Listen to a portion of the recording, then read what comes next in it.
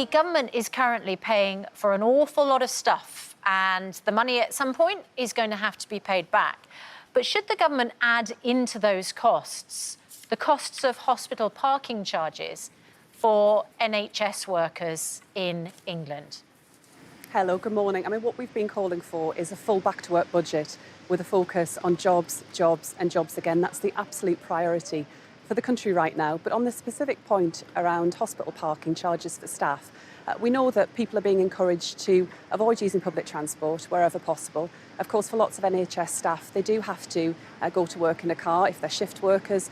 And in places like the northeast of England, where I'm from, public transport is pretty terrible. So many people do depend on a car to get there.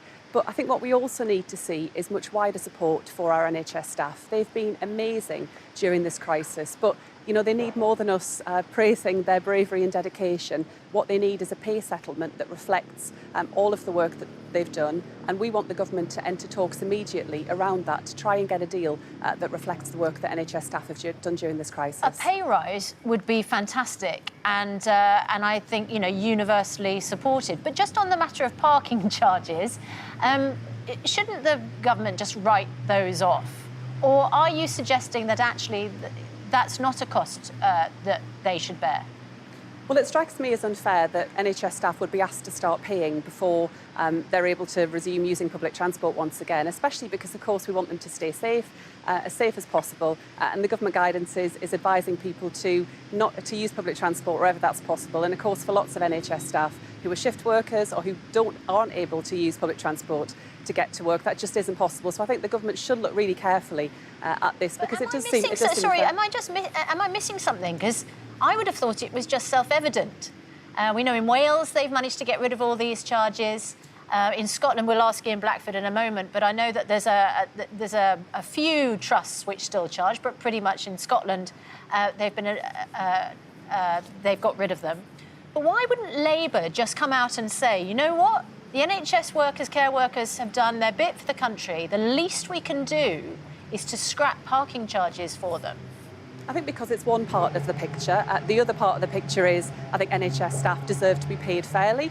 They deserve to have their work recognised. But I think alongside that, we do have to question why in large parts of the country, like in Sunderland, like in the North East and lots of places besides, public transport, including to our major hospitals, is absolutely terrible. So even for those NHS staff who would be trying to use public transport, it's just not possible. I think we've got to have solutions on that. Well, we need solutions, but we also need just clear leadership. It'd be quite nice to hear Labour say, this is an outrage. It's ridiculous that in Wales there are no charges for anybody, patients, staff, visitors, and we demand the same in this country as a thank you to our health workers. Can you say that?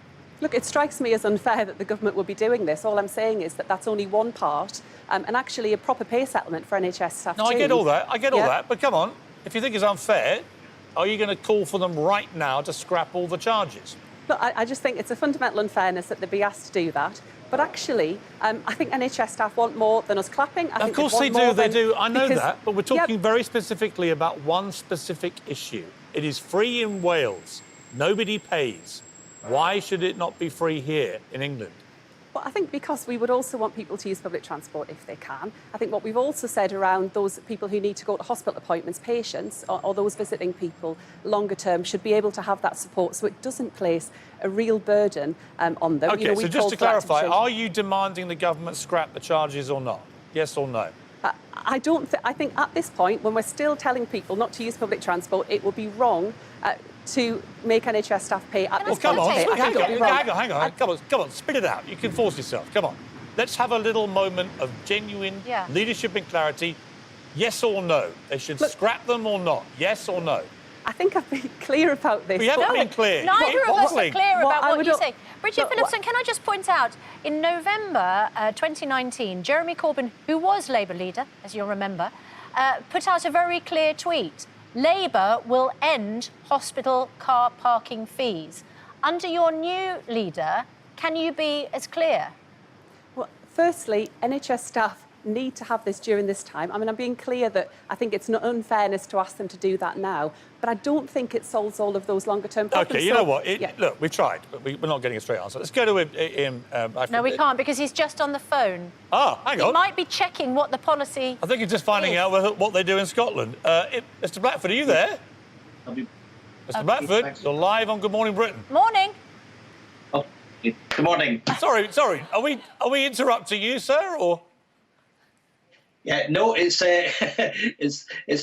your competition over the other side for a media bid that should be going live with them in a couple of minutes. So apologies for that. Just tell them they're going to have to wait. Yeah, well, Mr. I'm Blackford. glad you've prioritised us, Mr. Blackford. Anyway, sorry to drag you away from your chats. Can we ask you, what is the SNP position on hospital charges for health workers and indeed for patients and visitors? Because in Wales, it is free.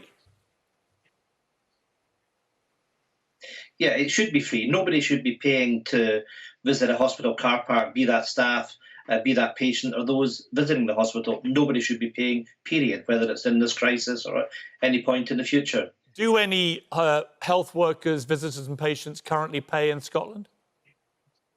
There has been a long-run problem with contracts that we have taken on as we've gone into government from previous arrangements, but we need to get to a situation that no one is paying, and that's the priority of the SNP government. OK, because parking fees were scrapped in 2008, except for the Royal Infirmary, Edinburgh, Glasgow Royal Infirmary and Ninewells Hospital in Dundee, where staff are still charged by private firms. Well, we're 12 years on. How come it's taking so long? Because that's the contractual arrangements that we inherited, unfortunately. It's not right, Susanna, and we need to make sure that we say to those that are in the position that are imposing charges on us through these arrangements that they must end. There's a very clear commitment from the government that we don't expect anybody to be paying, and we need to redouble our efforts to make sure that we deliver on that. OK, let's move on to the mini-budget today. What's been clear in the last few months is that there's been there's not really been a united kingdom. There's been the government, led by Boris Johnson, doing stuff which appears to pertain only to England, and then other parts of the UK doing completely different things in relation to how they've handled the pandemic. Just as an overview, Mr. Blackford, do you think that is a good thing? Is it right, for example, that right now there are certain rules applying to air travel and so on which pertain to England but not to Scotland? Would it not be a lot more helpful for everybody if there was a united kingdom in its battle with the pandemic? I think it would be better, Piers, to be brutally honest, if there was a four nations approach to this. But let's be clear, this is because Boris Johnson and his government have wanted to do things that, on the basis of public health advice, the administration in Edinburgh and Cardiff and Belfast have not wanted to do to the same extent. And if I can say to you that the priority for us is getting as close to eradicating the virus as is possible, and that's why we've had this cautious approach. And there's been great progress towards that over the course of the last few weeks. Now, Boris Johnson's responsible for what he does in England, but quite frankly, I would question whether or not there is that determination to eradicate the virus that we have in Scotland. I think it's much more about containing it south of the border. So there is some frustration that we haven't been able to do this. Are you looking at what Boris Johnson's doing and seeing somebody putting economic imperative over public health imperative? And do you fear that that is going to cost lives? I do think there are those within his government and those around him that have been pressurising him to take measures that would reboot the economy, that run the risk of increasing the death rate. I think that is absolutely fair. And we've got a responsibility to make sure that first and foremost we protect people. Nobody wants this lockdown to last longer than is absolutely necessary. But public health must come first